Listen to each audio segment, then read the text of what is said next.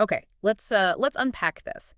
Today's deep dive is a little different. We're pulling insights not from, articles or research papers, but from the opening chapters of a novel, specifically excerpts from Decaffeinated Corpse by Cleo Coyle. Yeah, think of it like getting a head start on understanding a world, its complexities, even if it's, well, fictional.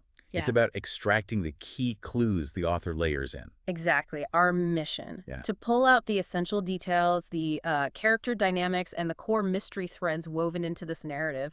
And it's all against the backdrop of coffee culture, which is pretty rich. Right, sometimes cutthroat even. Yep. So grab your favorite brew, maybe get comfortable, and let's dive into this pretty unexpected stack of sources you've shared.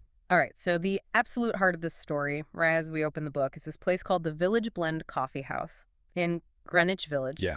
And it's clearly much more than just a place to grab a cup. It's got a real soul to it. The narrator, Clare Cosi, she eventually owns the place. She draws this really sharp contrast. She talks about the village today, which she sees as, like, intensely wired, all about 247 connectivity, and these, premium-priced Italian coffee drinks, the modern version. Right, that fast-paced energy. But she contrasts it with this almost legendary bohemian past. She actually calls it the Paris of New York. Yeah, like a time when artists, poets, the intellectuals, they would genuinely argue philosophy over espressos. And cigarettes, probably. Definitely cigarettes. Yeah. And the blend itself is like steeped in that history. It was managed and is now owned by Madame Dreyfus Allegro Dubois. The sources call her a village landmark in her own right. And she provided refuge for struggling artists, drawing on her own incredibly difficult past. Fleeing Nazi-occupied Paris. Exactly. That background adds a lot of weight, to her character and the place itself. Absolutely. It gives the coffee house this sense of history, a purpose beyond just commerce. Mm-hmm. And Clare Cosi is right there at the center. She's the owner, yes, but also the baker she mentions, baking for the customers. Makes it feel like a real community spot. Yeah.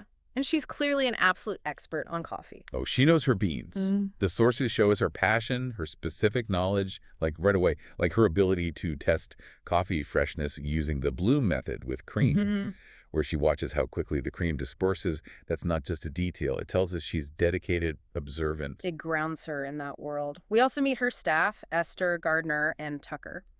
And they have some opinions, particularly about decaf coffee quality. Strong opinions. There's this great line they use, really skeptical. Meet the new decaf, same as the old decaf. Yeah, sums it up, right? That common feeling that decaf is just the It's lesser. inferior, yeah. Yeah.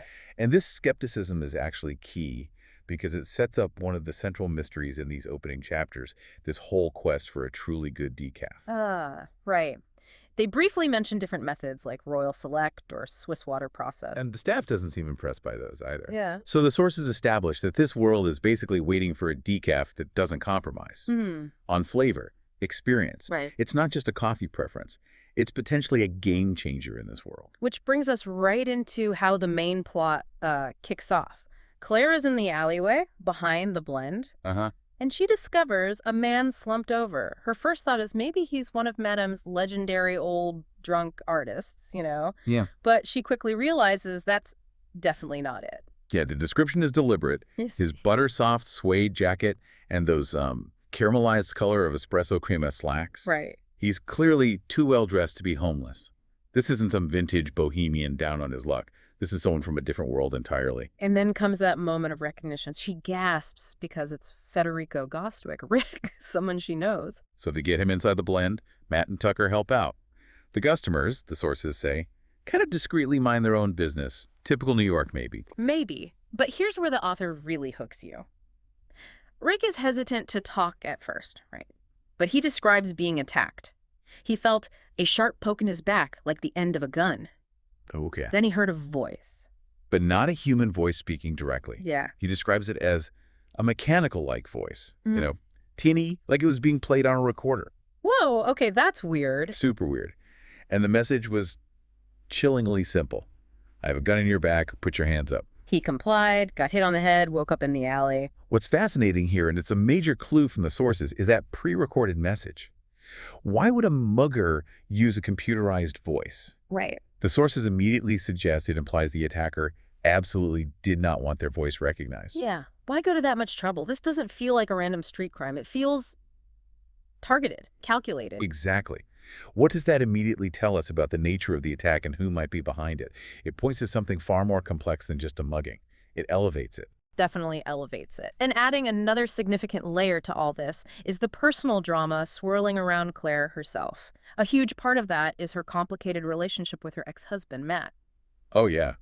The sources lay out a pretty painful history there. They do. It explicitly mentions her finding condoms, his cheating, and her difficult decision to stay in the marriage for a while out of love, but also, fear of raising their daughter, Joy, alone. But it also notes that when he was around, he could be this charming guy, understanding companion, an adoring lover, and a doting dad. It paints a really complex, contradictory picture of him. Very contradictory. We get a glimpse of Joy, too, when she shows up at the blend. Rick is clearly surprised by how much she's grown, calls her a grown woman. And compliments her, says she's just like her mama. Beautiful. Which kind of highlights the existing connection between Matt and Rick, doesn't it? Rick is one of Matt's oldest friends. Their fathers were friends. Matt even stayed on Rick's family plantation in Costa Gravas when he was a kid. So their histories are really intertwined. Then we meet Detective Mike Quinn. He has this friendly but clearly complicated relationship with Claire. Right. Described as a loyal friend, someone she's trusted and confided in, and he's helped her with murder cases before, which is quite a history for a coffee shop owner. It really is. But there's also tension there, especially with Matt. And the sources reveal Quinn's own recent struggles, separated from his wife after her string of affairs. She wants a divorce. He's living alone in a rental. And you can see Claire's feelings for him are, well, growing. Hints at a potential new dynamic. So you have this complex web of personal relationships colliding right into the mystery. Claire is immediately concerned about Rick's head injury, suspects a concussion from being pistol whipped. And she also suspects Rick isn't telling them everything. Definitely. And when Matt arrives, there's this immediate tension described. Claire actually uses his obvious guilt or nervousness to negotiate. How so? She tells him she won't tell Quinn about Rick's attack tonight. If Matt and Rick tell her everything later, and Matt takes Rick to the ER right away. Ah, using leverage. So this exchange raises a really important question the sources leave hanging. What exactly is Matt nervous about? What are he and Rick potentially hiding? It feels like the attack is tied to secrets they're keeping, doesn't it? Absolutely. And this is where the sources pivot and dive into some deeper background, which gives crucial context for Rick's situation. Yeah, we get some fascinating coffee lore here, like the history of coffee plant smuggling stories about the Dutch, the French. That Brazilian legend, right, with the diplomat and the bouquet of flowers to sneak seeds out. Exactly. And this history isn't just trivia, it's directly relevant. Because Rick admits he smuggled a cutting of his new hybrid plant into the U.S. Okay, why? He says he did it because of the extensive government red tape involved in getting live plants certified, that whole phytosanitary certification thing. So according to the sources, smuggling isn't just a crime. It's almost presented as this historical workaround in the coffee world. It makes Rick's actions seem less purely criminal, maybe, more tied to this long illicit tradition. Maybe. We also learned about Rick's dramatic family backstory from Costa Gravas. They fled to Brazil because the government turned into a socialist dictatorship practically overnight under a guy named Victor Hernandez. Who had close ties to Castro, the source mentions. Right. Private farms and companies were seized, and Rick's father, an outspoken opponent, was in danger of imprisonment or worse. Okay, just reporting impartially from the source here, that historical context definitely adds a serious political layer to Rick's family history. And we meet Ellie Shaw, now Ellie Lassiter, Rick's old girlfriend. Who is now helping him. She's a botany PhD, works as a curator at the Brooklyn Botanic Garden. But what's fascinating here is the painful, unresolved personal history between Rick and Ellie that the sources detail. Yeah, it's heavy. Her devastation when he left without proposing, the revelation later that she was pregnant and chose to have an abortion. Wow. He told her he would have married her, but she feared he'd resent the child or cheat, just like Matt did to Claire. That's a direct quote. Oof. That shared pain and lack of trust adds huge layers to their current interactions. Why is she helping him after all that? Good question. And Ellie confirms she's been working with Rick's hybrid for over a year, flying down to Brazil to do it. Wait.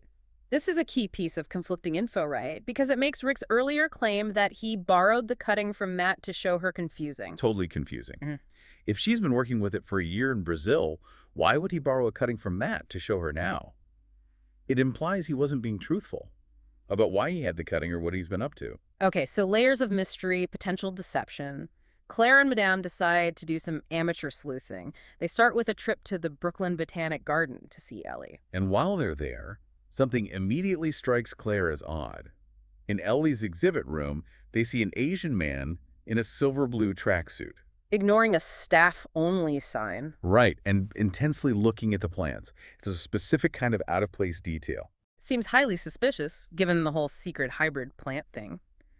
Then when they leave, Claire makes a bold move. She decides to follow Ellie's car, a hired pound car. Madame joins her. And here's where the narrative tension really ramps up. As they're following Ellie, they realize the Asian man's black SUV is also following Ellie's car. Oh, wow. Madame, who was initially skeptical of Claire's intuition, sees it for herself. Now they're definitely being followed. So they're suddenly in this three-car tail through Brooklyn. They notice landmarks like Union Street, which Claire recognizes as Mike Quinn's old street address. She'd looked it up online before. Little details connecting. They have this chaotic moment where they lose the tail because of traffic. Another SUV cuts them off. They nearly get stopped by a cop. Claire feels she dodged the bullet. They figure out Ellie's heading for Manhattan, probably the Battery Tunnel. Their pursuit leads them to the V Hotel in Soho, which, happens to be Matt's old favorite place. They observe from the lobby, trying to be discreet, hiding behind a newspaper. And who do they spot there, still tailing Ellie? The secret Asian man. Madame's description is very specific. Suit jacket, tracksuit pants, Mets cap.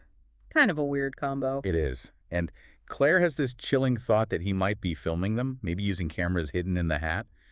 Paranoia, or maybe reality. Then Matt arrives and meets Ellie. The sources describe Claire watching their embrace and them heading to the elevators. And Claire has that pointed thought.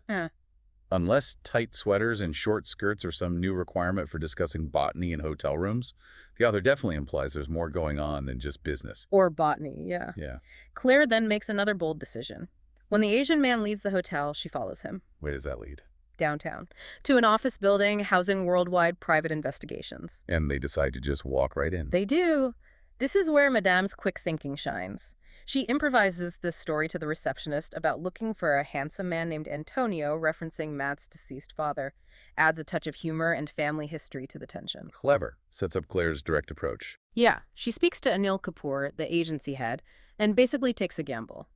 Asks if they're investigating Ellie for her husband, Jerry Lassiter, who's an executive at Terra Green International. And the sources make it clear that Kapoor's reaction confirms it, even if he doesn't say it outright. His demeanor gives it away. So this immediately raises a huge question. Why would Ellie's husband hire a PI to follow his own wife? Is it about the hybrid plant, her relationship with Rick? Something else entirely. It introduces a whole new potential motive, right? Yeah. Marital suspicion, potentially tied to the business or science plot. Definitely complicates things. Back to Matt and the fallout. After Claire leaves the PI office, she calls Matt. He's furious. Understandably, maybe. Furious that she involved his mother in what he calls her private eye masquerade.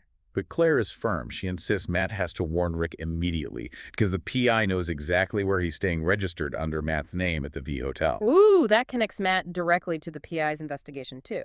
It does. The sources then shift focus a bit to Matt's business problems, highlighting why Rick's hybrid is so important to him.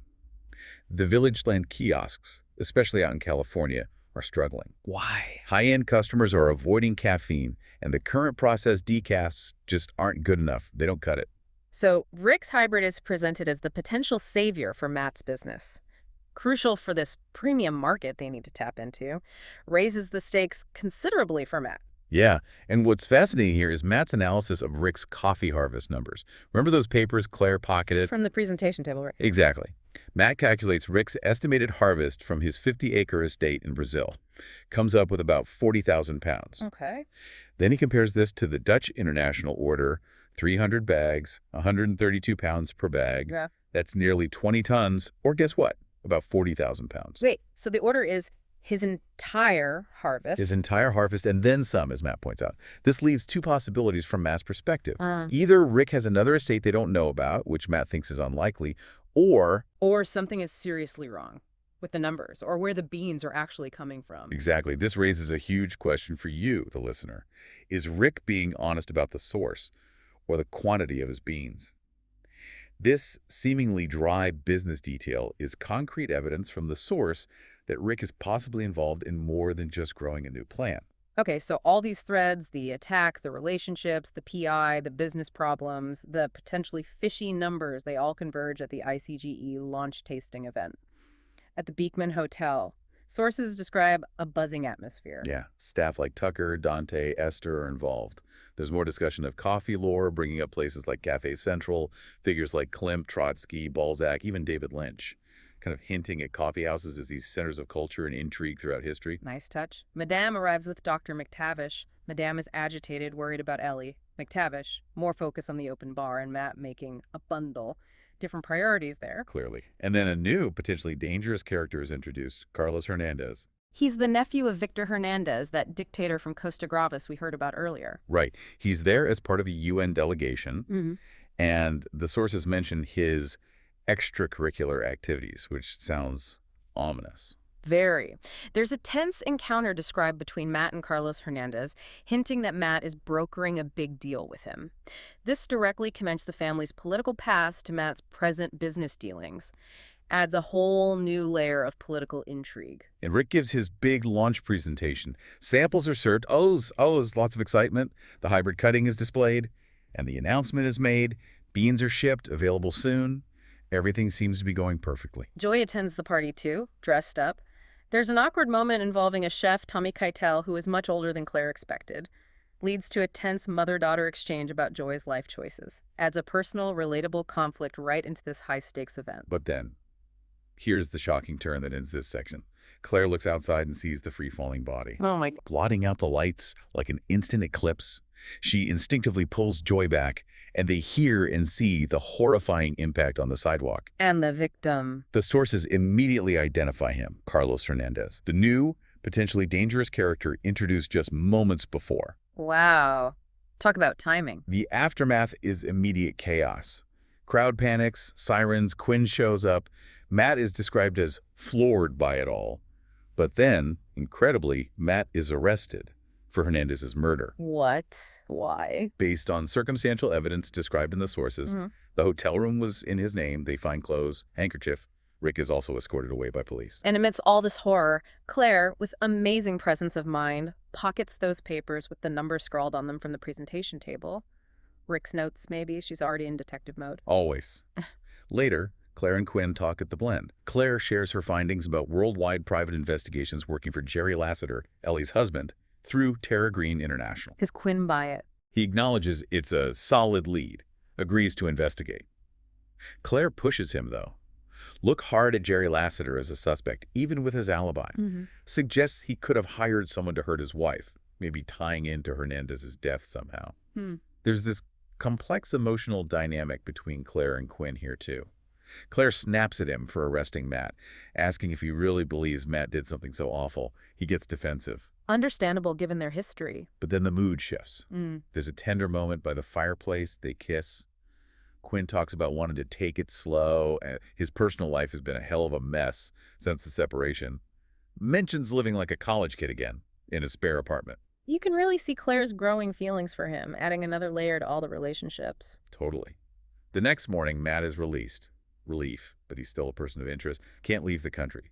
He tells Claire he was interrogated by Detective Endicott, has a potential alibi. A girl in the kitchen saw him looking for aspirin around the time of death. Okay, so maybe not Matt. Maybe. And Matt immediately goes back to that nagging problem, Rick's coffee harvest numbers. He reiterates his conclusion. The Dutch international order is more than Rick's estate can produce. Reinforces the suspicion that Rick isn't being straight about the beans. So Claire poses the question, could Rick have killed Carlos Hernandez? Maybe because he thought Hernandez killed Ellie, assuming Ellie was murdered, of course. But Matt dismisses it. Says Rick is a lover, not a fighter. Doesn't see him capable of that. Then another potential clue emerges. Matt and Claire are out, and they spot Niels Van Doorn Monica's rich husband at a pawn shop. Pawning his watch. He's supposed to be rich, staying at the Waldorf Astoria. Right, but apparently he owes money. He's carrying his marker, meaning he has significant debt. Matt asks him about a gun, and Van Doorn gets evasive. Okay, connect the dots. Pawn shop, debt, need for cash, maybe need for a gun. And Claire connects this detail. Van Jorn was wearing the same kind of cap as the mugger who attacked Rick. Whoa, okay, that's a big connection. She immediately relays this crucial detail to Quinn. These disparate clues are starting to link up, maybe pointing towards Van Dorn. All these threads are leading towards the next major event described, the Dutch International Halloween Party. Held near the Greenwich Village Halloween parade route, chaos guaranteed. Total chaos. Matt and Madame arrive in elaborate costumes, Zorro and the Queen of Hearts. Claire is Jackie O. They have to navigate the crazy parade crowd. Madame even makes this bold move into traffic, gets attention from costumed onlookers, adds a touch of fun amidst the tension. Madame uses a clever trick calling Claire her amanuensis to get past the door person. She's resourceful. Inside the party, Claire sees a Zorro at a bar.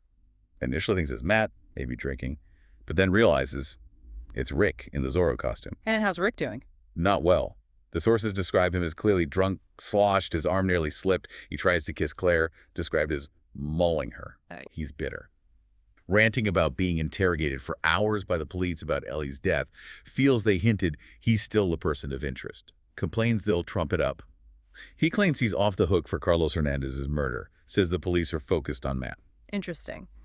And crucially, Rick denies sleeping with Ellie.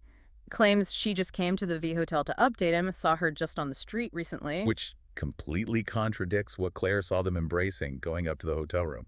Rick is clearly lying, or at least not telling the whole truth. Definitely hiding something.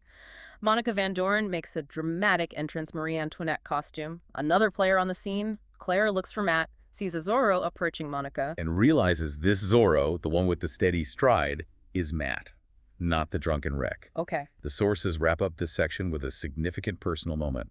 Matt and Claire kiss at the party. He calls it a Hitchcock movie ploy. Leaves their personal relationship hanging right there in the balance amidst all this unfolding mystery. Wow. A lot happens. It really does. And it's worth noting, sprinkled throughout these sources are those delightful coffee-related recipes and tips. Like the cappuccino muffin recipe using sour cream, a coffee syrup recipe, tips on caffeine consumption. The buzzkill tips, yeah. They really ground the story in its coffee shop setting, add a unique flavor to the reading experience. Much like those unique details add flavor to the mystery itself. So, what does this all mean? We've unpacked a really complex world from just these opening chapters. It blends, the rich history and culture of coffee, international political intrigue from Rick's past. Personal drama involving all these tangled relationships. And this unfolding mystery sparked by that very peculiar alleyway assault. We're left with so many questions swirling, aren't we? Why the pre-recorded voice? Yeah. What exactly was on those notes Claire pocketed? Why don't Rick's coffee numbers add up? And what is he really hiding about those beans? What was Matt's big deal with Carlos Hernandez? Who really killed Carlos Hernandez, and why? Was Ellie murdered, and if so, by whom? Her husband, Jerry. Someone he hired. Or could it somehow connect back to Rick, his history? Or maybe even the mysterious Niels Van Dorn and his sudden need for cash or a gun? It's a tangled web. It really is. Consider this. Like Claire, navigating the layers of her sources, observing details, questioning assumptions, piecing together clues about this fictional world how often in our own lives, or when trying to understand complex real-world issues, do seemingly small, disconnected details. An odd comment someone makes, a chance encounter you witness, a number that doesn't quite make sense in a report, maybe a detail from someone's past. How often do those little things hold the key to understanding a much larger, more complicated picture? Something to mull over as you go about your day.